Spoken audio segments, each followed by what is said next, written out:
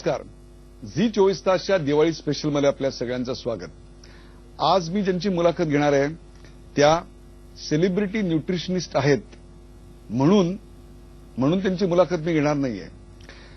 तर सैफ अली खान, अनुपम खेर, करीना कपूर हे सर्व दिग्गज त्यांनी सांगितलेलं डाएट फॉलो करतात म्हणून त्यांची मुलाखत मी घेणार नाहीये.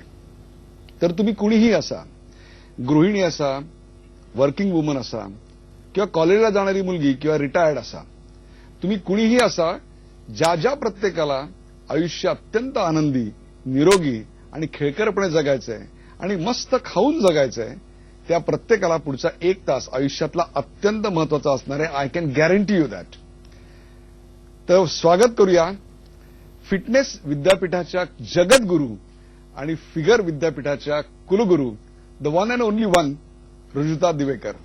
रुजुता, दिवाळीच्या हार्दिक शुभेच्छा. तुम्हाला पण थँक्यू. रुजुता, एक असं वाक्य आहे आणि ते वाक्य असं आहे की dietitians make the most unintelligent species on the earth and they are the dumbest. हे मी राजकारण्यांच्या बाबतीत ऐकलेलं आहे की politicians are the most unintelligent and they are the dumbest.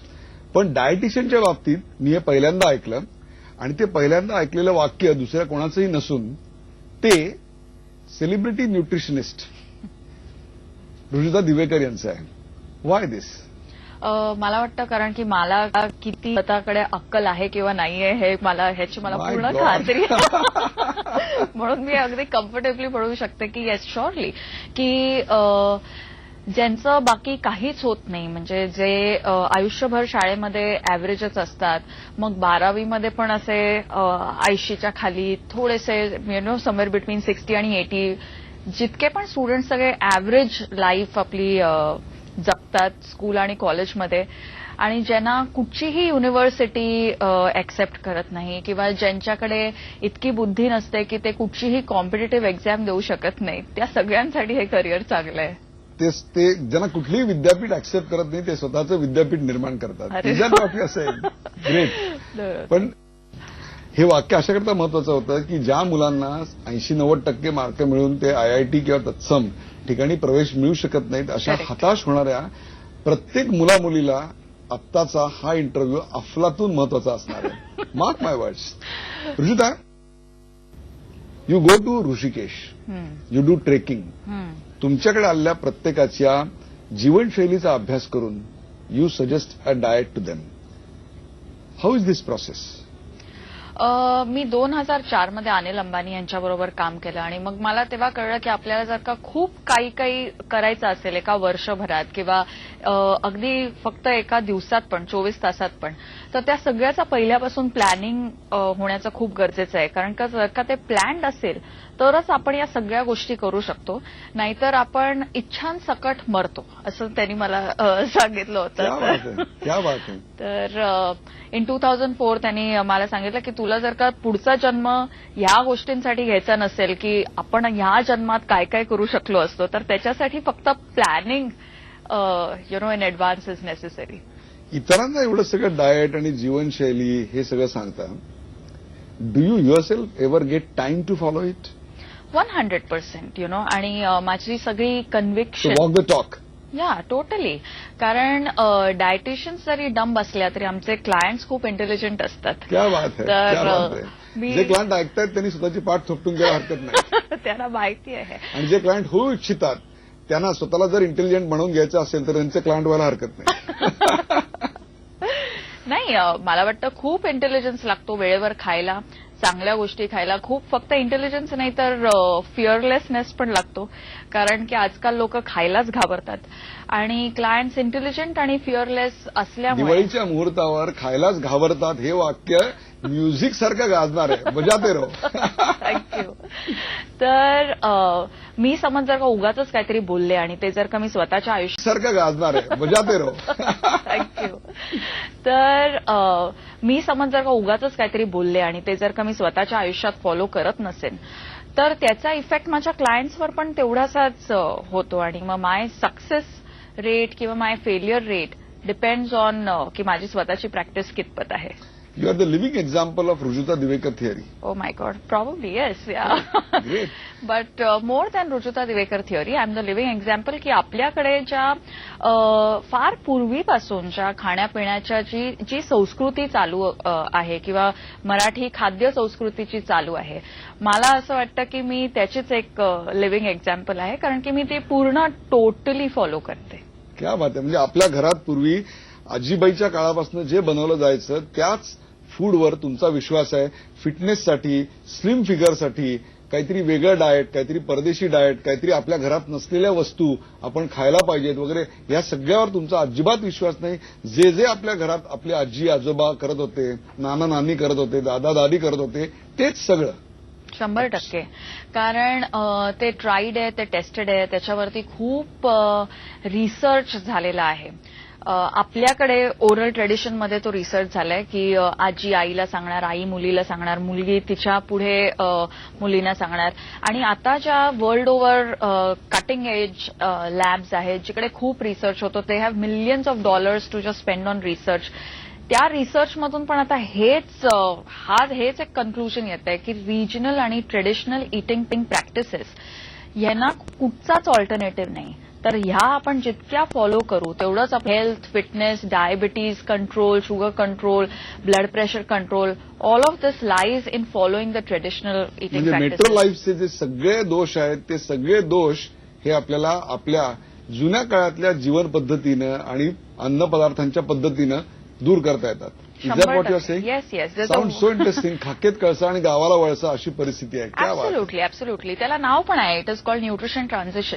की जेव्हा आपल्यासारखी लोक आपलं स्वतःचं खाणं सोडतात, म्हणजे भाजणीच्या थालीपीठात आपल्याला सो फॅटनिंग, सो मच ऑइल, किंवा चकली खाताना आपण घाबरतो, चिवडा खाताना त्याच्यात आपण शेंगदाणे घालत नाही, लाडू, अनरसे, चिरोटे, माय गॉड, हे सगळं सोडून जेव्हा आपण चॉकलेट्स किंवा केक्स, ही जी जर्नी आहे that is called nutrition transition. आणि ओबेसिटी, ब्लड प्रेशर, डायबिटीज हे सगळं या न्यूट्रिशन ट्रान्झिशनमुळेच झालेलं आहे.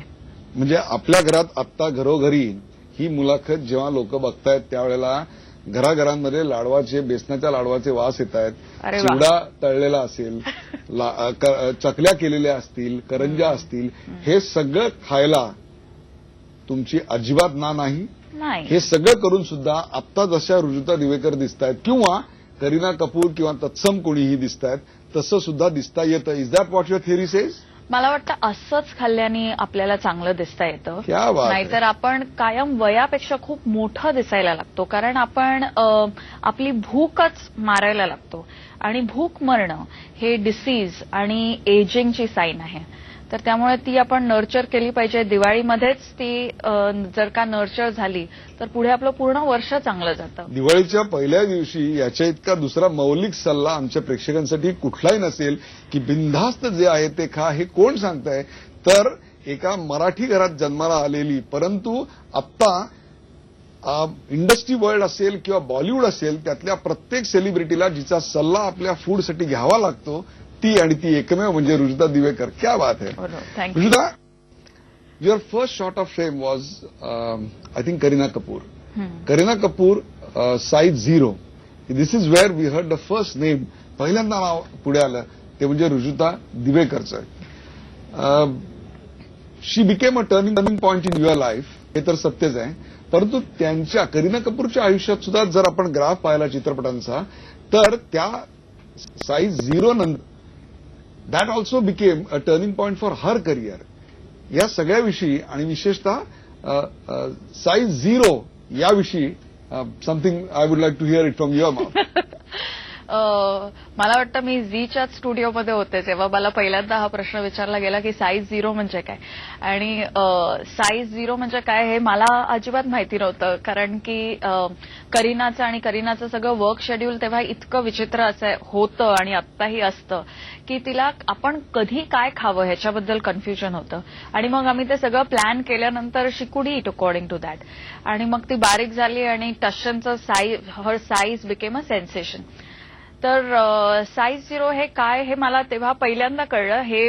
ही टर्म पण मी तुमच्याच स्टुडिओमध्ये ऐकली पहिल्यांदा, साईज 0.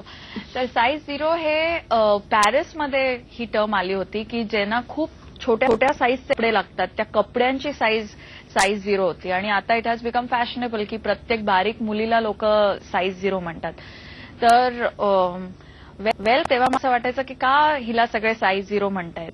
पण जर का मीडियानी तेव्हा साईज 0 ह्याच्या अराउंड जर का सेन्सेशन झालं नसतं तर मग माझा जो सेकंड टर्निंग पॉइंट आहे, which is my first book don't lose your mind to lose your weight, तोही माझ्या आयुष्यात आला नसता. आणि इतकी लोकांना उत्सुकता होती की करीना एवढी बारीक कशी झाली. तर मला वाटतं त्यामुळेच Kareena has also become the brand ambassador of home cooked food.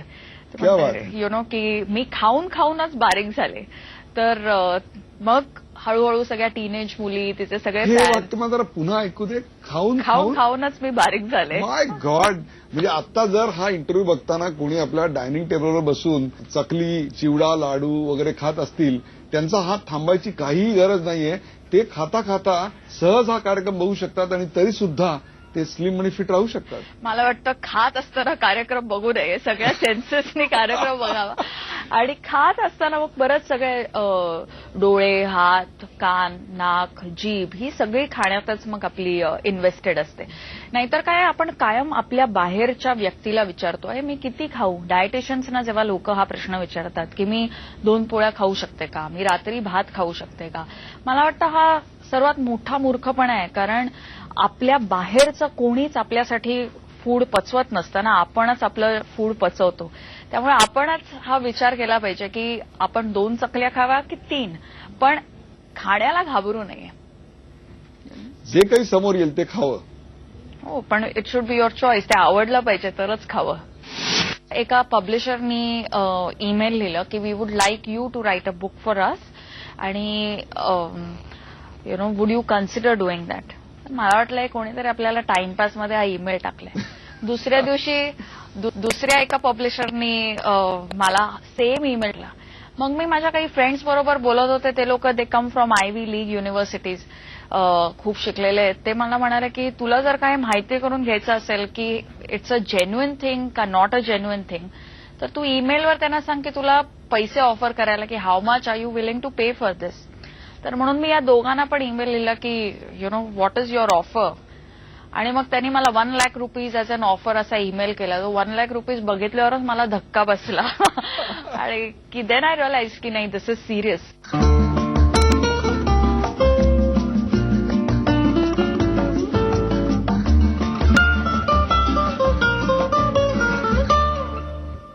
Your mother chemistry professor होत आणि ते अगदी टिपिकल पार्ल्याच्या साठे कॉलेजमध्ये. सगळं जे अपब्रिंगिंग म्हणतो आपण ते अपब्रिंगिंग टिपिकल मध्यमवर्गीय मराठी कुटुंबात झालेलं. अशा कुटुंबातली मुलगी साधारणतः वकील, डॉक्टर, इंजिनियर किंवा तत्सम काहीतरी बनायचा प्रयत्न करते, which was not impossible as such for you. म्हणजे ठीक आहे ऍडमिशन इकडे तिकडे बंद केलं इझिली किंवा दुसरं BA BCom तरी करिअर बँकेत तरी किमान तेवढं तरी चिकट आहे. That what you sed. पण हे सगळं सोडून यू चोज आणि ते अशा वेळेला निवडलं की जेव्हा न्यूट्रिशनिस्ट किंवा डायटिशियन याला आजचं जे वलय आहे ते वलय आलेलं नव्हतं, किंवा त्याच्याबद्दलची जागृती क्लायंटच्या मध्ये सुद्धा निर्माण झालेली नव्हती. अशा काळात एका मध्यमवर्गीय मुलीनं हे धाडस करणं ही एक प्रचंड महत्वाची गोष्ट आहे. How do choose this career? मी तुम्हाला म्हटलं तसं की एक तर इट वॉज माय कॉलिंग. मला कायम वाटायचं की मला फिटनेस खूप आवडायचं. तेव्हा मी एरोबिक्स इन्स्ट्रक्टर म्हणून I used to work as a intern. आणि मला वाटायचं की आता ह्याच्यामध्ये जर का आपल्याला प्रोफेशन करता आलं तर चांगलं होईल. पण मध्यमवर्गीयामध्ये काय होतं की खूप एज्युकेशनवरती पण एम्फसिस असतो.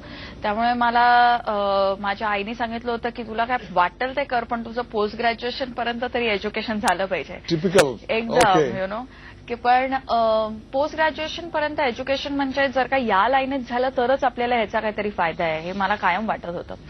आणि मग इन 98 SNDTनी डिक्लेअर केलं post graduate diploma in sports science and nutrition along with IIT Mumbai. आणि तेव्हा मला वाटलं हा जसं की देवानी स्पेशली माझ्यासाठीच हा कोर्स निर्माण केलाय. आणि मग मी तो केला. आणि त्याच्यानंतर मध्यमवर्गीयांमध्ये दुसरी आणि मला वाटतं सर्वात स्पेशल गोष्ट हीच आहे की आपल्याला पैशाचं फार वेड नसतं किंवा पैसे ह्याच्यावरच आपण आपलं सक्सेस सक्सेस ठरवत नाही. त्यामुळे जरी या लाईनीत पैसे नसले तरी जर का तुला हे करायचं असेल आणि तू जर का ह्याच्यामध्ये एज्युकेट झालीस तर तू हे करू शकतेस. एवढं फ्रीडम मला घरातून होता. म्हणजे मला कोणी विचारत नव्हतं की तू महिन्याच्या एंडमध्ये किती पैसे आणणार. तेवढं सगळ्यांना माहिती होतं की आपण हंतरून बघूनच पाय पसरतो. हिने 3,000 कमवलं तर 3,000 भागवेल, 30,000 कमवलं तर 30,000 भागवेल. That's the attitude. Your dictionary is totally different. त्या डिक्शनरीमध्ये फिटनेस या शब्दाची व्याख्या काय आहे? शेवटपर्यंत, अगदी शेवटपर्यंत म्हणजे मरेपर्यंत जोपर्यंत आपल्या शरीराचा भार आपल्यावरही झाला नाही पाहिजे आणि इतरांवरही. आणि फक्त शरीराचाच नाही पण मनाचाही. मला वाटतं that is real fitness. Fitness म्हणजे कुठची तरी साईज असणं किंवा कुठचा तरी एक शेप असणं नाही, पण पूर्ण मिनिंगफुल आणि फुलफिलिंग लाईफ जेव्हा आपण जगतो, मला वाटतं that is a fit life. You often tend to say don't lose out, work out. म्हणजे नेमकं काय? म्हणजे फार बसून बसून वेळ घालवू नका. आता latest research says that sitting is the new smoking. की 30 मिनिटापेक्षा जास्ती जेव्हा आपण एका जागी बसतो तर त्याचमुळे जे बरेचसे डिसीजेस आहेत, म्हणजे diabetes, obesity, joint disorders, cholesterol, blood pressure, even cancer, या सगळ्या गोष्टी फक्त एका जागी बसल्यामुळे लोकांना होतात. म्हणजे चालत राहा, चरैवती. हा, म्हणजे कीप वॉकिंग. कारण की शरीर हे ऍक्टिव्हिटीसाठीच बनवलेलं आहे. तर ज्याचं डिझाईन ऍक्टिव्हिटीसाठीच बनवलंय ते जर का कॉन्स्टंटली इनॅक्टिव्ह राहिलं तर त्याचं काय होईल? आपली गाडी सोडा, पण नुसती सायकल जरी आपण एक आठवडा चालवली नाही तरी ती गंजते, तरी त्याचं पेडल नीट लागत नाही. तर शरीर तर तेवढं it is that much more of a sophisticated machine. त्यामुळे त्याला कॉन्स्टंट ऍक्टिव्हिटीची गरजच आहे. आणि तशी जर ऍक्टिव्हिटी केली तर खऱ्या अर्थानं फिटनेस तुम्हाला मिळू शकतो, irrespective what you eat. Of course. आणि जेव्हा आपण फिट असतो तेव्हा आपल्याला वेळेवर भूकही लागते आणि आपलं पोट भरलंय हे आपल्याला कळूनही लगेच येतं. नाही तर बऱ्याच लोकांना खाल्ल्यानंतर 15-20 मिनिटांनी कळतं की अरे आपण खूप जास्त खाल्लंय. क्या बात आहे. Great listing. थँक्यू. 2 पुस्तकांबद्दल मला बोलायचंय. पहिलं म्हणजे वुमन अँड वेट लॉस तमाशा. This is also one of the book. And don't lose your weight. हा एक अतिशय पॉप्युलर ही दोन्ही पुस्तकं. इनफॅक्ट याचे मराठी अनुवाद हे एका प्रकाशकाशी मी बोलत होते, त्यांनी सांगितलं की they are the best selling books perhaps after any religious book. कुठल्याही धार्मिक पुस्तकापेक्षा सुद्धा जास्त खपलेलं पुस्तक. म्हणजे म्हणून मी तो उल्लेख जो केला की एका फिटनेस या धर्म विद्यापीठाच्या कुलगुरू हे त्या अर्थाने मी केलेलं विधान होतं. आपण लिहावं असं कसं वाटलं, कधी वाटलं, त्याचं काय सुरुवात केली? मला वाटतं हे साईज 0 पासूनच झालं. कारण मला असं कधीही वाटलं नव्हतं की आपण लिहू. कारण मी एकही पुस्तक माझ्या आयुष्यात वाचलेलं नाहीये. त्यामुळे मला वाचायची काडीची आवड नाही. त्यामुळे ज्याला वाचायची आवड नाही त्याला त्याचं आणि लिहिण्याचा काहीच संबंध नसतो.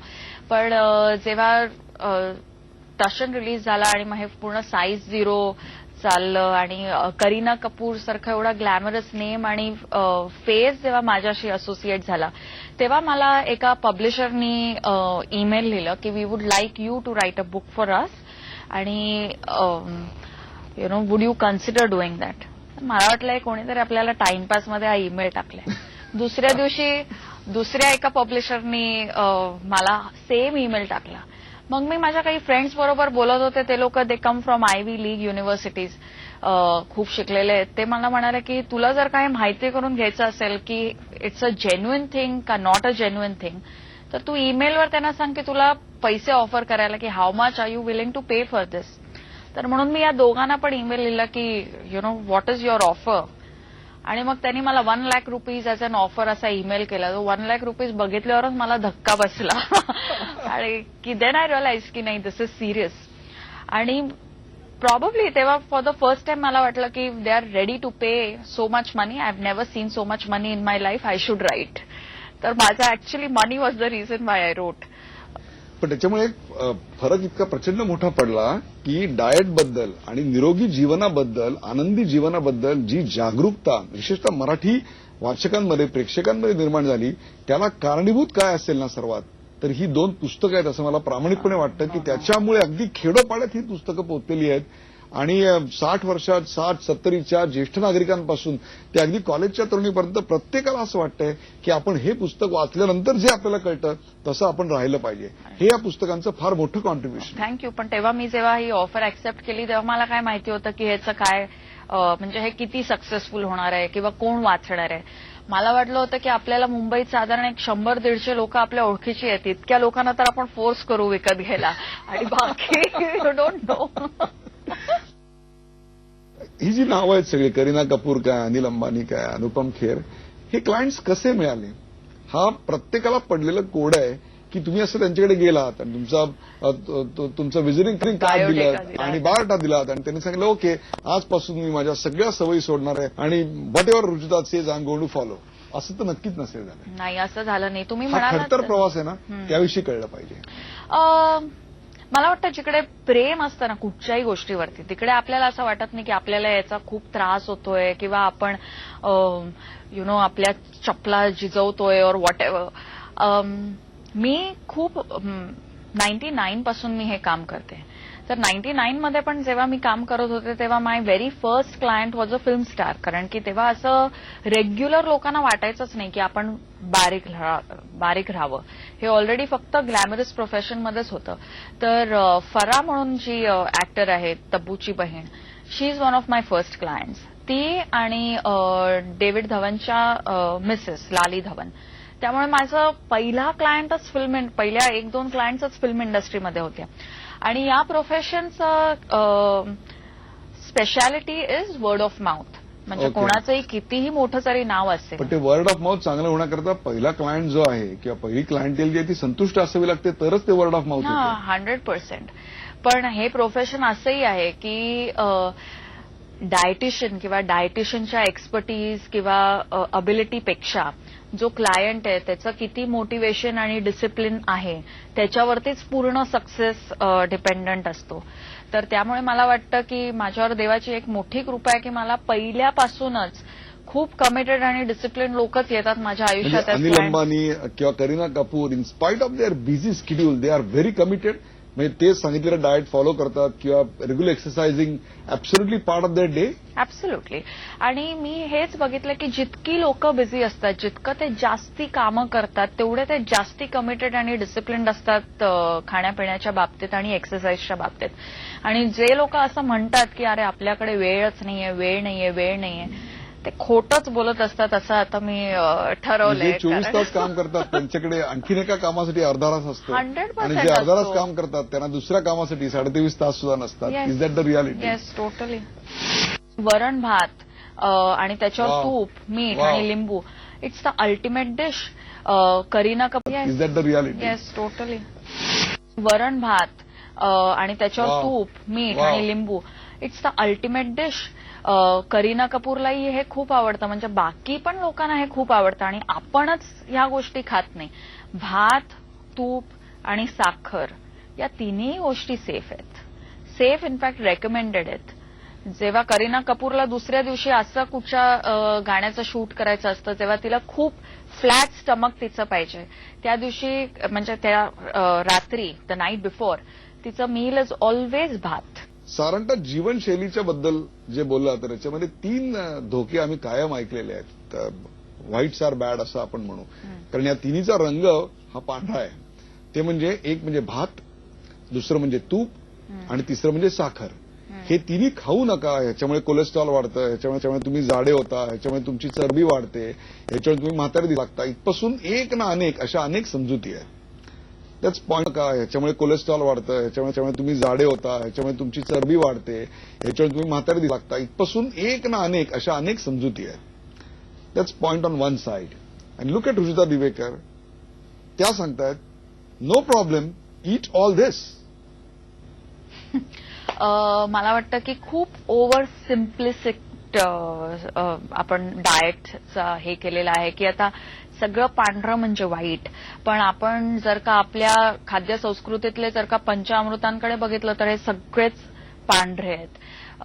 मग ते दूध असो, दही असो, तूप असो, साखर असो किंवा honey depending on what people are using. पण उगाचच आपल्याकडे जे आहे ते वाईट आणि जे आपल्याकडे नाही आणि जे फार बाहेरून परदेशातून खूप कॉन्टिनेंट्स आणि समुद्र पार जे येतं ते खूप छान, असा आपला उगाचच एक गैरसमज झालेला असतो. आणि मराठी माणसाची स्पेशालिटी म्हणजे काय की आपलं प्रामाणिकपणा किंवा आपलं जे मन असतं तीच तर आपली स्पेशालिटी आहे. कारण वी आर नॉट नोन की आपण किती पैसे कमवतो, आपण किती लोकांना फसवतो, आपण केवढा मोठा आपला फ्लॅट आहे, पण आपल्या प्रामाणिकपणामुळे ज्ञानाची आसक्ती. ऍब्सोल्युटली. या सगळ्या गोष्टींसाठी आपलं रेकग्निशन आहे भारताभर, मला वाटतं all over the world also. पण ह्या ज्या सगळ्या गोष्टी आहेत, मन हे अन्नाहूनच क्रिएट होतं किंवा हे अन्नातूनच बनतं. त्यामुळे मराठी माणसांनी मराठी अन्नाचा खूप मान राखला पाहिजे. फक्त कोणीतरी आपल्याशी मराठीत बोलून आपण त्याच्यावरती फार खुश होतोय असं झालं नाही पाहिजे. मराठी माणसांनी मराठीसारखं खाल्लंही पाहिजे. रचिता, हे इतकं महत्वाचं आहे कारण अलीकडे जेव्हा मराठी लग्नामध्ये मी जातो त्यावेळेला जेवणावळी तर बंदच झाली आहेत, बुफे सर्व्हिस असते आणि त्या बुफेमध्ये आम्ही पाहतो तेव्हा जेवणाच्या त्या बुफेच्या ताटातले 50% जास्त पदार्थ हे अमराठी असतात. अगदी अस्सल मराठी लग्नामध्ये हे मी पाहिलेलं आहे. त्याच्यामध्ये छोले असतात, त्याच्यामध्ये काय काय असतं की ज्याचा मराठी म्हणून जे अन्न आहे आपलं, मला कधीही लग्नामध्ये कोणीतरी छान खमंग थालीपीठ ठेवलंय असं कधी दिसत नाही. पुरणपोळी ठेवली संध्याकाळच्या जेवणात असं कुठेही दिसत नाही. तर आपल्याकडे असे पदार्थ असतात की जे आपण रेग्युलरली कधीही, म्हणजे nothing wrong with Bengali sweets, पण आपले स्वीट्स एवढे चांगले असताना हे स्वीट्स आपल्याला खायला लागतात. हा मुद्दा अतिशय बरोबर आहे आणि मला असं वाटतं प्रेक्षक जेव्हा पाहतात त्यांनी याची नोंद घेतली पाहिजे की नुसता आपल्या भाषेचा अभिमान असून उपयोग नाही, तर आपल्या खाद्यान्नाचा नुसता अभिमान नाही, तर तो आपला रोजच्या वापरात आणि आपल्या सेलिब्रेशनच्या क्षणात सुद्धा तो आपल्या बरोबर असला पाहिजे. करेक्ट. म्हणूनच आपण जेव्हा लग्नातून येतो तेव्हा आपण त्यांच्या जेवणाला शिव्याच घालतो किंवा की आपलं पोट असं गच्च भरलंय किंवा असं खूप आपल्याला जेवणाचा कधी त्रास होतो जेव्हा ते आपल्यासाठी सुटेबल नसतं. त्यामुळे वरण भात आणि त्याच्यावर तूप, मीठ आणि लिंबू, इट्स द अल्टिमेट डिश. करीना कपूरलाही हे खूप आवडतं, म्हणजे बाकी पण लोकांना हे खूप आवडतं आणि आपणच ह्या गोष्टी खात नाही. भात, तूप आणि साखर या तिन्ही गोष्टी सेफ आहेत. सेफ इनफॅक्ट रेकमेंडेड आहेत. जेव्हा करीना कपूरला दुसऱ्या दिवशी असं कुठच्या गाण्याचं शूट करायचं असतं तेव्हा तिला खूप फ्लॅट स्टमक तिचं पाहिजे. त्या दिवशी म्हणजे त्या रात्री द नाईट बिफोर तिचं मील इज ऑलवेज भात. म्हणजे तुम्ही त्यांचं जे डाएट डिझाईन करता त्यावेळेला दिवसभर ते काय करणार आहेत याचा सुद्धा अत्यंत बारकाईने अभ्यास करता. येस. आणि त्याच्यावरून त्यांचे कॅलरी कंटेंट्स किंवा त्यांनी काय खाल्लं पाहिजे हे ठरवलं जातं. मी असंही ऐकलंय की यू हॅव सेट की शेंगदाणे वाईट नाहीत, शेंगदाणे खावेत. आम्हाला तर असं अनेकदा वाचलेलं आहे, मी पाहिलेलं आहे की लोक म्हणतात की शेंगदाणे त्याचं दर्शन सुद्धा घेऊ नका, तुमचं कॅलरी वाढतील आणि हार्ट अटॅकच्या जवळ जाऊन पोहोचाल तुम्ही. हीच लोक जे आपल्याला सांगतात की तुम्ही शेंगदाणे खाऊ नका, तेच लोक आपल्याला सांगतात की तुम्ही वाईन प्या, वाईन तुमच्या हार्टसाठी खूप चांगली आहे. तर वाईन जे लोक म्हणतात की हार्टसाठी खूप चांगली आहे, हे एका न्यूट्रिएंटमुळे, इट इज कॉल्ड रेझर्वेटॉल, आणि रेझर्वेटॉलमुळे खूप हार्ट बेनिफिट्स होतात असं लॅब्समध्ये प्रूव्ह झालेलं आहे. पण सर्वात रिच सोर्स ऑफ रेझर्वेटॉल म्हणजे शेंगदाणे. आणि आपल्याकडे आपण खारे शेंगदाणे लहान मुलं खातात, शेंगदाणे आणि गूळ आपला रेग्युलर स्नॅक आहे, शेंगदाण्याची चटणी आपण खातो, कितीतरी भाज्या आणि उसळींमध्ये आपण शेंगदाण्याचं कूट घालतो, साबुदाण्याच्या खिचडीत आपण शेंगदाण्याचं कूट घालतो. पण आपल्या कधीच कुठच्याही आजीने आपल्याला ह्याच्यामध्ये खूप रेझर्वेटॉल आहे, खूप ओमेगा 369 आहे, ह्याच्याने तुझी कशी स्किन दिसेल किंवा कशी वेस्ट दिसेल असं आपल्याला सांगितलं नाही. त्यामुळे आपण त्याच्याकडे दुर्लक्ष करतो. तर मला असं 100% वाटतं की जेव्हा मी म्हणते की dietitians are unintelligent, that is only because की आपल्याकडे हे इन्फॉर्मेशन आहे ना की वाईनमध्ये रेझर्वेटॉल आहे, मग तेव्हाच हेही इन्फॉर्मेशन असतं की शेंगदाण्यातही रेझर्वेटॉल आहे. मग आपण वाईन प्यायला सांगतो आणि शेंगदाणे थांबवतो, ह्याचा काय अर्थ आहे? आणि शेंगदाणे तर लोकल आहेत आपल्याकडे. म्हणजे शेंगदाण्याबरोबर वाईन किंवा इतर कुठल्या मद्यार्काबरोबर शेंगदाणे लोक खायला टाळतात, म्हणजे ते घ्यावं असं माझं मत. वाईन सोडावी आणि शेंगदाणे पकडावे. नॉट जस्ट शेंगदाणे, काजूही. म्हणजे तुम्ही बघा, बाकी बदाम, अक्रोड, पिस्ता या सगळ्यांचं रेप्युटेशन चांगलं आहे, पण काजू जो आपल्या मराठी भागामध्ये केवढा कोकणात आहे, गोव्यात आहे, काजूतच कोलेस्ट्रॉल आहे असं आपण मराठीत माणसाने आता हे ठरवलंय की अरे काजू म्हणजे काजूत तर खूप कोलेस्ट्रॉल आहे. पण काजूत काडीचं कोलेस्ट्रॉल नाही.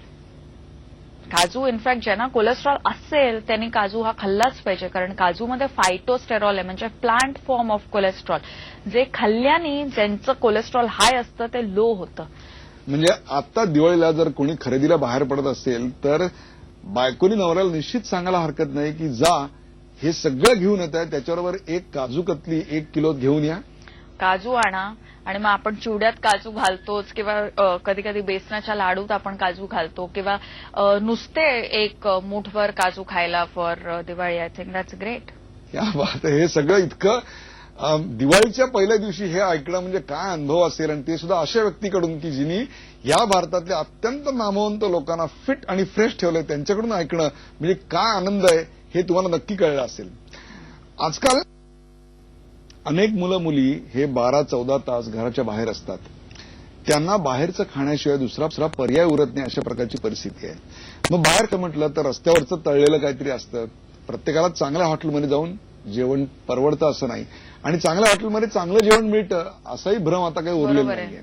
दुसरी गोष्ट अशी आहे की दुसरा चॉईस त्याच्याकडे आहे तो म्हणजे एक पॅकेज फूड खाणं. त्या पॅकेज फूडमध्ये सुद्धा अनेक प्रश्नचिन्ह आहेत, त्यावर जे लिहिलेलं असतं ते त्याच्यात असतं असं नाही. तर दुसरीकडे आपल्याकडे ऑर्गॅनिक फूड मिळतं, किंवा ऑर्गॅनिक फूडच्या नावाखाली जे काही ऑर्गॅनिक भाज्या असतील, तांदूळ असतील वगैरे जे मिळतं ते ऑर्गॅनिक असेलच याची खात्री येतात नाही, कारण त्याला कुठलेही मापदंड अजून आलेले नाहीयेत, आणि ते अत्यंत महाग असतं. त्याचा सप्लाय सुद्धा फार इरॅटिक आहे, तो रेग्युलर मिळत नाही. How does one choose the diet then? मला वाटतं खूप सोपं आहे की आपण जर का घरून फक्त काहीतरी नाश्ता करून निघालो, अगदी पोळी आपण जर का नुसती खाल्ली तर even that much is enough, किंवा पोहे उपमा असं मोस्टली आपल्या घरातून असतंच, आणि काही नसेल तर कमीत कमी पोळी आणि कुठची तरी चटणी, किंवा पोळी आणि तूप गुळ हे तर आपल्याकडे आहेच. आणि जे लोक 12 ते 14 तास काम करतात, हे आम्ही शाळेत खायचो पोळी आणि तूप गुळ वगैरे. यू रेकमेंडेड की आत्ताच्या आयुष्यात सुद्धा आम्ही हे डेफिनेटली खाल्लं पाहिजे? 100%. कारण की तुमचं किती स्ट्रेसफुल काम आहे in terms of your work, I mean in terms of the mind. सगळ्या जेव्हा मेंटल एनर्जीज लागतात तेव्हा या सगळ्या गोष्टी आपण खाल्ल्याच पाहिजेत.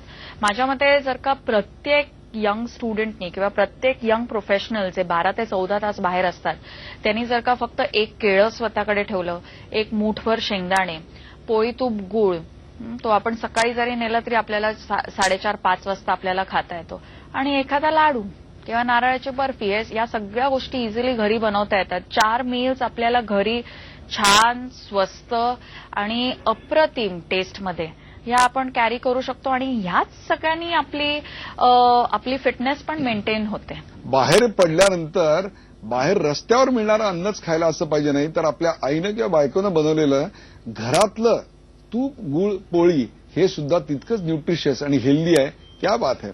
आपल्याकडचे मराठी पुरुष पण स्वतः बनवू शकतात तूप गुळ पोळी, तर ते सोपं आहे. हेही चांगलं होतं. मराठी बायकांचे ऑप्शन्स काय असेच असतात जे पुरुष स्वतःला हेल्प करू शकतात. आपण विचार करूया. अनेकदा पेपरमध्ये आम्ही जाहिराती वाचतो, 10 दिवसात 5 किलो वजन कमी करा, किंवा 3 आठवड्यात पोटाचा घेर 4 इंचांनी कमी करा. यात कितपत विश्वास ठेवावा, हे शरीराला कितपत लाभदायक आहे, हे 2 आठवड्यात होईलही, पण नंतर त्याचं काय होईल देहाचं? नाही, मला काय वाटतं की आपल्याला जर जॉन्डिस, मलेरिया किंवा मोठे मोठे रोग जेव्हा आपल्याला होतात तेव्हा आपलं फटाफट वजन कमी होतं, आणि जेव्हा आपण अशा कंडिशन्स शरीरात क्रिएट करतो ज्याच्यामुळे खूप फास्ट आपला वेट लॉस होतो, तेव्हा या सगळ्या डिसीजेस सारखी कंडिशन आपल्या शरीरात क्रिएट होते. त्यामुळे लाईफस्टाईल चांगली पाहिजे. मग लाईफस्टाईल जेव्हा आपली चांगली असते तेव्हा प्रत्येक माणसाचं ऑप्टिमम हेल्थ किंवा चांगली प्रकृती ही वेगवेगळ्या वेट मध्ये असते. म्हणजे काही जणांची ती 75 किलोला असते, काही जणांची ती 60ला असते, काही जणांची ती 80ला असते. तर आपण आपल्या आयडियल बॉडी वेटला यायला पाहिजे, आणि not ideal body weight according to some height आणि बॉडी वेट चार्ट. कारण हाईट आणि बॉडी वेट चार्ट प्रमाणे कोणीच त्या चार्टमध्ये बसत नाही. आजपर्यंत असा एकही मनुष्य नाही जो त्या आयडियल बॉडी वेट चार्टमध्ये बसतो. त्यामुळे प्रत्येकाचं एक युनिक बॉडी कॉम्पोजिशन असतो. जसा 25 वर्षाचा CKP आणि ब्राह्मण आणि मराठा किंवा एखादा आदिवासी मुलगा, या प्रत्येकाचं सेम वयात आयडियल बॉडी कॉम्पोजिशन हे वेगळं असतं आणि तो आपल्यातला वेगळेपणाही आपण राखलाच पाहिजे असं मला वाटतं. अगदी आपण सगळे एक सेम स्टँडर्ड जर का सगळे झाले तर मग तुमच्यात आणि झेरॉक्स मशीन्स वाटतील झेरॉक्स सगळे. मशीन्स वाटतात ना. म्हणजे मनुष्य आपण भेटतोय किंवा आपण एखाद्या मुलीला भेटतोय त्याच्यामध्ये जी आपल्याला मजा येते तीच येत नाही कारण सगळ्या सेम दिसतात. सेम वाटतात. Like air hostess they give a plastic smile to you.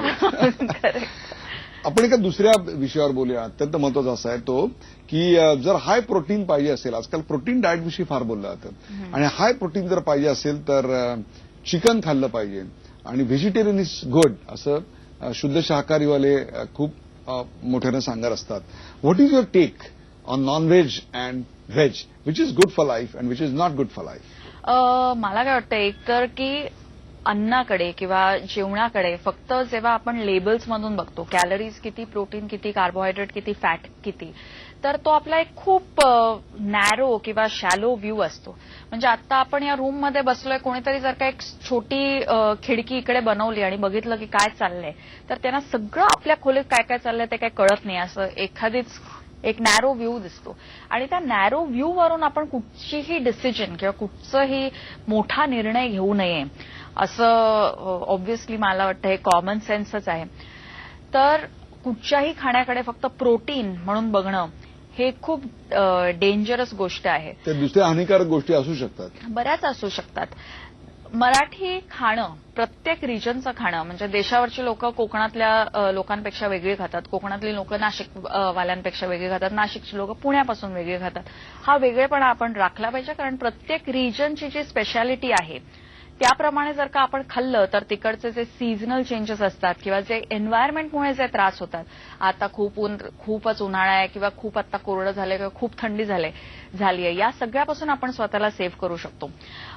Marathi लोकांचं जे नॉन व्हेजिटेरियन खायची जी मला वाटतं जे ट्रेडिशन आहे की बरेचसे दिवस ते खातच नाहीत नॉनव्हेज. आज काय तर आज माझा सोमवार आहे, उद्या माझा मंगळवार आहे, परवा माझा गणपती आहे, गौरी आहे, नवरात्र आहे, श्रावण आहे, चातुर्मास आहे.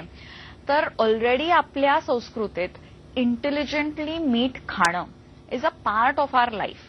पण आता काय आपण प्रत्येक गोष्टीला म्हणतो अरे काय मंगळवार का आणि सोमवार आहे काय सुपरस्टिशन सोडा, आपण रोज खाऊया.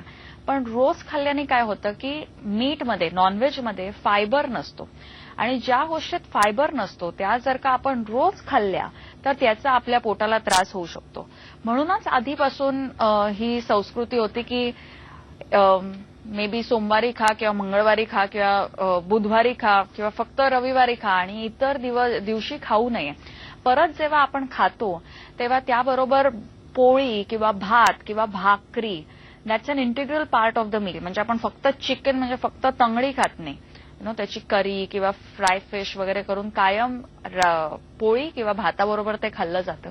तर हे पूर्ण जर का आपण हे राखून जर का खाल्लं तर त्याच्यामध्ये काहीच प्रॉब्लेम नाही. दुसरी एक गोष्ट आता जे वर्ल्ड ओव्हर जी डिस्कव्हर होतीये ते म्हणजे की प्रत्येकच जण आजकाल फिश खातोय. की जो आधी चिकन मटन खायचा तो पण आता फिश खातोय, जो आधी फक्त शाकाहारी होता तोही आता फिश खातोय. आणि त्यामुळे काय होतंय की मरीन लाईफमध्ये म्हणजे समुद्रामध्ये जी फिशेसचं जे पॉप्युलेशन जसं मेंटेन झालं पाहिजे. आपण सगळ्यांनी शाळेत एक बघितली असते फिशची लाईफ सायकल की small fish it's big fish it's small fish. त्याच्यामधून एका टाईपचा फिश ऑलमोस्ट संपतच चाललंय कारण की खूप जास्ती लोक ते खात आहेत. तर ते आपण थांबवलं पाहिजे. जे चिकन आणि मटण खात आहेत त्यांनी चिकन मटण खायला काहीच हरकत नाही, जे लोक फिश खात आहेत त्यांनी फिश खायला काहीच हरकत नाही, पण प्रत्येकाने फिश खायची गरज नाही आहोत हे दाखवण्याकरता नॉनव्हेज खायची काही गरज नाही. किंवा आणि आजकाल दुसरं पुढारलेलं दाखवणं म्हणजे फक्त व्हेजिटेरियनच खाणं. की आपली जी आधीपासून संस्कृती चालत आलेली आहे, जे लोक व्हेजिटेरियन फॅमिलीजमध्ये बॉर्न होतात त्यांनी व्हेजिटेरियन खाल्लं तर त्यांच्या पोटाला ते जास्ती चांगलं आहे कारण की तुमच्या डीएनए मध्येही ते आहे. जे लाल आणि तांबडा बॉर्न होतात त्यांनी व्हेजिटेरियन खाल्लं तर त्यांच्या पोटाला ते जास्ती चांगलं आहे कारण की तुमच्या डीएनए मध्येही ते आहे. जे लाल आणि तांबडा रस्सा खाणारी लोक आहेत त्यांनी ते खाल्लं तर त्यांच्याही साठी ते चांगलं आहे. कोल्हापूरची लोक ऐकत असतील. एक्सरसाइज सायन्स सेज की फक्त 150 मिनिटं दर आठवड्याचे जर का आपण एक्सरसाइज केला तर आपल्याला आपण खूप चांगल्या फिटनेस लेवल्स मेंटेन करू शकतो. तर कुठेतरी लोक दररोज आपण 1 तास एक्सरसाइज केलाच पाहिजे हे थोडंसं एक मिसइन्फॉर्मेशन असतं आणि मग दररोज 1 तास सगळ्यांकडेच नसतो. त्यामुळे मग लोक दर 0 मिनिटं एक्सरसाइजमध्ये घालवतात.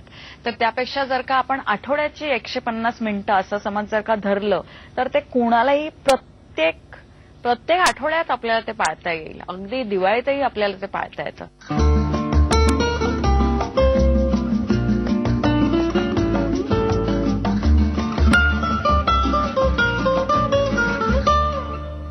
या सगळ्या जीवनाच्या वेगामध्ये काही गोष्टी आपल्या आयुष्याचा किचन मधल्या इंटिग्रल पार्ट बनले आहेत.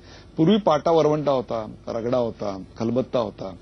हे सगळं आता हद्दपार झालं आणि त्या ठिकाणी आपण mixer, grinder, cooking range, microwave आणला. पूर्वी तांब्याची भांडी होती, त्यात पाणी साठवलं जायचं, पितळेच्या ताटल्यातनं जेवलं जायचं.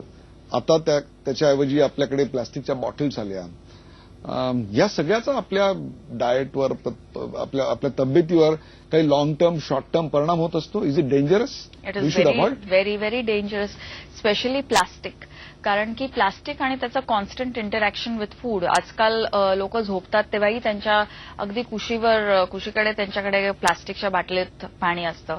किंवा किचनमध्ये आता आपण समज जर का बघितलं तर सगळीकडे फक्त प्लास्टिक असतं. किंवा लोकांचे डबेही आजकाल प्लास्टिकच्या डब्यांमधूनच आपण ऑफिसमध्ये जेवण आणतो. आणि हे जे आपलं जेवण आणि प्लास्टिक ह्याचं जे कॉन्स्टंट इंटरॅक्शन जे असतं त्यामुळे प्लास्टिकमधले बरेचसे केमिकल्स आपल्या खाण्यात उतरतात आणि एकदा ते खाण्यात उतरले की ते आपल्या पोटात आणि पोटातून पूर्ण शरीरात ते येतात. आणि मुलींमध्ये स्पेशली जो आजकाल आपण खूप मोठ्या प्रमाणात हॉर्मोनल डिसऑर्डर्सच्या आपण बघतोय, खूप लहान वयापासून त्याची सुरुवात होते. किंवा आणि पुरुषांमध्येही 28 किंवा 30 वर्षापासून कोलेस्ट्रॉल किंवा ऍक्च्युअली हार्ट रिस्क असणं हे जे चालू आहे हे सगळं प्लास्टिक आणि फूड या इंटरॅक्शनमुळे ते बरंच आहे. Specially hormonal disorders.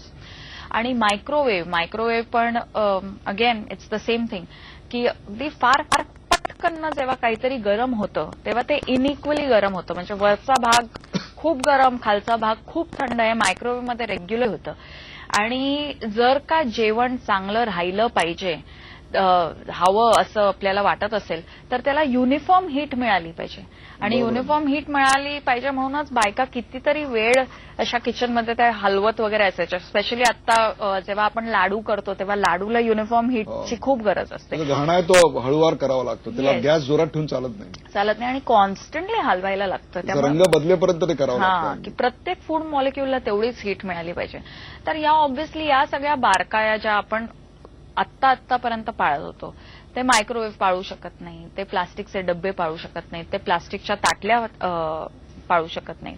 स्टीलची किंवा पितळ्याची ताटली आपली तशीच्या तशी राहते. प्लास्टिकची ताटली 2-3 वर्षातच अशी खडबडीत त्याचं डिझाईन जातं. Yes, that's very dangerous. गेलं म्हणजे कुठे गेलं, आपल्या पोटातच ते गेलंय. ऍब्सोल्युटली. अनेक 6 पॅक ऍप वाली लोक म्हणजे सेलिब्रिटीज तुमचा डाएट प्लॅन फॉलो करतात किंवा साईज 0 वाल्या सिरियल स्टार फॉलो करतात किंवा अनेक इंडस्ट्रियलिस्ट असतील ते busy executive they follow. How far it is dangerous? कारण आजकाल साध्या घरातल्या मुलांमध्ये आणि मुलींमध्ये या सगळ्याचं फॅड आलेलं आहे की आपल्याकडे 6 पॅक ऍप असली पाहिजे तरच आपण मॅचो असतो किंवा साईज 0 नसेल तर कुछ नाही जिंदगी में असं वाटणाऱ्याही मुली आहेत. हे आत्ता ठीक असेल, परंतु वयाची एकदा 40 ओलांडली, 85 ओलांडली की या सगळ्याचे दुष्परिणाम शरीराला भोगावे लागतात. How far is it advisable to chase it? You know well की हे जे सगळे लोक आहेत, जे सिने स्टार आहेत, ते ह्याला खूप एक सिस्टमॅटिक अप्रोचनी ते लोक या फिगरवरती किंवा या फिजिकवर येतात. आणि साईज 0 असणं ह्याच्यामध्ये खूप काहीतरी मोठं अचीवमेंट आहे असं मला वाटत नाही. किंवा 6 पॅक असणं ह्याच्यामध्ये फार काही मोठी अचीवमेंट नाही. आपल्याकडे महाराष्ट्रातला प्रत्येक शेतकरी ह्याच्याकडे 6 पॅक असतो. प्रत्येक शेतकऱ्याचा, त्याच्या बायकोचा किंवा मुलीची कायमच साईज 0 असते. तर साईज 0 कशामुळे आहे? मला वाटतं हा मोठा प्रश्न आहे. फक्त आपल्याला साईज 0 आहे का किंवा 6 पॅक आहे का? हातगाडी खेचणाऱ्यालाही 6 पॅक असतात. तर जर का आपण ऍक्टिव्ह असो आणि आपण जर का फ्रेश आणि साधं जर का आपण जेवलो तर आपली बॉडी चांगल्याच शेपमध्ये येते. मग ती जेव्हा फिल्म स्टार्सची येते तेव्हा त्याला इनव्हेरिएबली काहीतरी लेबल लागतं. Size 0, curvy, sexy, 6 pack, toned body, chiselled body. पण हे त्यांच्या प्रोफेशनमुळे लागतं, त्यांच्या फक्त शरीरामुळे लागत नाही. आणि त्यांची प्रोफेशनल रिक्वायरमेंटही असते 100%. आणि त्याकरता ते केलं जातं. ऍब्सोल्युटली. कारण in the business of movies जर का करीना कपूर इन जब वी मेट आणि करीना कपूर इन टशन ह्याच्यामध्ये I have to separate the two ना. त्यामुळे Kareena Kapoor in Jab We Met I have to say vivacious, cheerful. Kareena Kapoor in Tashan, size 0. तर it's a part of marketing, it's not real life. पुस्तकं लिहिली, fitness आणि फूड याचा प्रचार झाला. असं कधी वाटलं नाही की आपण इतकं चांगलं तुम्ही बोलताय, त्याच्यावरून हा प्रश्न मला सुचला की एखादा चांगला कुकरी शो आपण चालू करावा आणि जे आपण डाएट प्लॅन लोकांना सांगतो की असं असं खाल्लं पाहिजे ते कसं करावं, हे अशा करता महत्वाचं आहे की आमच्या मराठी पदार्थांचा जगभरात प्रचार जर करायचा असेल, प्रसार जर करायचा असेल तर आजच्या घडीला रुजुता दिवेकर यांच्या इतकी सर्वोत्कृष्ट ब्रँड अँबॅसेडर मराठीला मिळणार नाही. अरे बापरे, नो थँक्यू. पण मला असं वाटतं की फक्त एका व्यक्तीने ब्रँड अँबॅसेडर मराठीला मिळणार नाही. अरे बापरे, नो थँक्यू. पण मला असं वाटतं की फक्त एका व्यक्तीने त्याचं ब्रँड अँबॅसेडर होऊन चालणार नाही. आपण प्रत्येक मराठी माणसाने आपल्या खाद्यसंस्कृतीचा जेव्हा आपण ब्रँड अँबॅसेडर बनतो तेव्हाच त्याचा जगभर त्याचा इन्फ्लुअन्स होतो. नाहीतर काय एखादा शो मॅक्झिमम खूप सक्सेसफुल होईल. मला हे आधी पण ऑफर होती, म्हणजे मी don't lose your mind lose your weight झाल्यानंतर मला माझ्या पब्लिशर्सनी विचारलं की आता आपण ह्याच्यावरून रेसिपी बुक बनवूया आणि तुला जर का रेसिपीज लिहायच्या नसतील तर आपण अजून कोणाला तरी सांगूया लिहायला. फक्त त्याला ह्या रेसिपीतून आपण साईज 0 होतो हेच फक्त आपल्याला सिग्नेचर चाहिए आपका. येस. पण मला काय वाटतं की जर का आपल्याला डायव्हर्सिटी किंवा आपल्यातलं जे वेगळंपण आहे ते जर का सिरियसली जर का जपायचं असेल तर कुकरी शो बघून आपण आपली आमटी किंवा डाळ किंवा भाजी किंवा थालीपीठ किंवा घावन बनवू नये. तर आपली आजी आपल्याला काय सांगते किंवा आपली काकू किंवा मावशी किंवा शेजारच्या काकू या कसं हे थालीपीठ बनवतात या गोष्टी आपण जर का शिकल्या तरच आपली साईज 0 पण राहते, 6 पॅक पण राहतो आणि खाताना मजाही येते. आणि जेव्हा आपल्याला खाताना मजा येते ना तेव्हा आयुष्यात मजा येते. One last question. हा कार्यक्रम अनेकांचं आयुष्य बदलणार आहे याच्याविषयी माझ्या मनावर तिळमात्र शंका नाही. परंतु अनेकांना एक प्रॉब्लेम असतो आणि तो माझ्यासकट सगळ्यांना आहे. तो म्हणजे आम्हाला वाटतं असं की नाही उद्यापासून आपण होम कुक फूड खाल्लं पाहिजे, उद्यापासून रोज सकाळी व्यायाम केला पाहिजे. परंतु लोक प्रारंभशूर असतात, पळसाला पानं 3 असतात. आता हिवाळा चालू होतोय, प्रत्येकाला दिवाळीत आता 2 किलो वजन वाढलेलं आहे तेव्हा आता आपण व्यायाम सुरू केला पाहिजे वगैरे असं वाटत असतं. लोक तसं ठरवतातही पण तेव्हा ते पाळता येत नाही. तुम्ही जे सेलिब्रिटींबरोबर काम केलंय त्यांच्याही आयुष्यात हे प्रारंभशूरत्वाचे प्रॉब्लेम्स तुम्हाला आले असतील. How did they overcome? आणि फिटनेससाठी आणि चांगल्या फिगरसाठी डाएटच्या एक 3-4 चांगल्या काय सूचना आमच्या प्रेक्षकांना सांगाल? मला वाटतं एक्सरसाइजसाठी सर्वात मोठी गोष्ट म्हणजे माझ्याबरोबर जे सगळे काम करतात ते 1 वीक आधीच ठरवतात, म्हणजे कॅलेंडरवर लिहितात की आपण सोमवारी एक्सरसाइज करणार, आपण बुधवारी करणार, आपण शुक्रवारी करणार आणि मंगळवारी आणि गुरुवारी आपल्याला जमणार नाही, आपण ट्रॅव्हल करतोय म्हणून की आपलं डे खूप पॅक्ड आहे म्हणून. तर आपण जर का हे आधीपासून ठरवलं तर आपण आपले करण्याचे ते चान्सेस तेवढे वाढतात. आणि एक्सरसाइज सायन्स सेज की फक्त 150 मिनिटं दर आठवड्याचे जर का आपण एक्सरसाइज केला तर आपण खूप चांगल्या फिटनेस लेवल्स मेंटेन करू शकतो. तर कुठेतरी लोक दररोज आपण 1 तास एक्सरसाइज केलाच पाहिजे हे थोडंसं एक मिसइन्फॉर्मेशन असतं आणि मग दररोज 1 तास सगळ्यांकडेच नसतो. त्यामुळे मग लोक दररोज 0 मिनिटं एक्सरसाइजमध्ये घालवतात. तर त्यापेक्षा जर का आपण आठवड्याची 150 मिनिटं असं समज जर का धरलं तर ते कोणालाही प्रत्येक आठवड्यात आपल्याला ते पाळता येईल. अगदी दिवाळीतही आपल्याला ते पाळता येतं. आणि जेव्हा आपण असं काहीतरी ठरवतो जे आपल्याला पाळता येतं तेव्हा आपण ते कन्सिस्टंटली लाईफ लॉंग करतो आणि मग त्याचे बेनिफिट्सही आपल्याला लाईफ लॉंग मिळतात. तर एक्सरसाइजला पण सायंटिफिकली बघितलं पाहिजे, नुसतं चला आता आज उठून आपण काहीतरी करूया असं नाही केलं पाहिजे. आणि खाण्याबद्दल मला हेच वाटतं की रोज म्हणजे 3-4 गोष्टी ज्या मी कायम सांगते त्या हेच की सकाळी उठल्या उठल्या चहा किंवा कॉफी न पिता आधी काहीतरी खाऊन केळं किंवा ड्रायफ्रूट किंवा दूध अशाने काय सुरुवात करावी आणि मग नंतर चहा प्यायला तरी चालेल. आणि 4 ते 6 रोज 4 ते 6 संध्याकाळी यावेळेला आपण काय खाणार आहोत हे आपण सकाळी उठल्या उठल्याच डिसाईड केलं पाहिजे. कारण ते जर का आपण 4:30 आणि 5 वाजता डिसाईड केलं तर आपण इनव्हेरिएबली समोसा, वडापाव, शेवपुरी अशी काहीतरी डिसिजन घेतो आणि मग ते खातानाही आपल्याला मजा येत नाही. पण आपण जर का सकाळीच ठरवलं असेल की आज आपण वडापाव खायचा तर वडापाव खातानाही आपल्याला तोच वडापाव खूप छान लागतो. आणि जर जेव्हा आपण तो डेस्पिरेशन मध्ये घेतो आता माझं डोकं दुखतंय, आता मला वेळ लागणार आहे, तेव्हा जेव्हा आपण तोच वडापाव खातो तेव्हा त्याच्यात तेवढी मजा येत नाही. आणि रात्री झोपायच्या कमीत कमी 1 तास आधी कुठचंही गॅजेट आपल्या आजूबाजूला नसलं पाहिजे. मग तो टीव्ही असो, फोन असो, आयपॅड असो किंवा कम्प्युटर असो.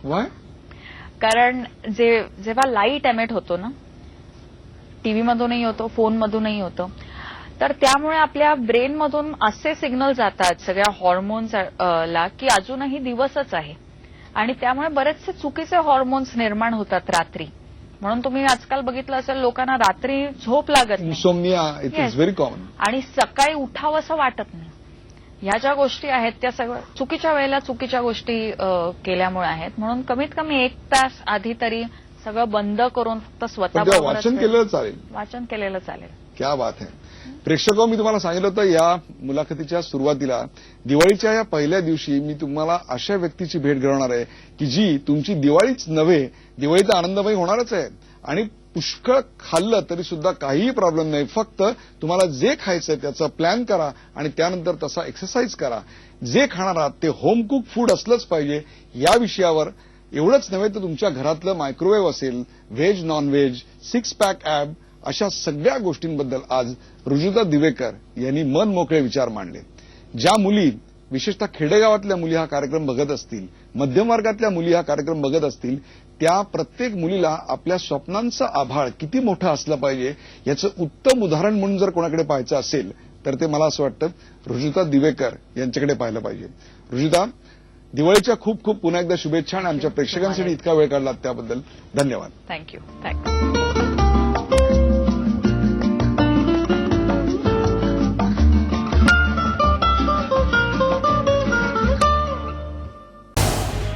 झी 24 तास रहा एक पाऊल पुढे.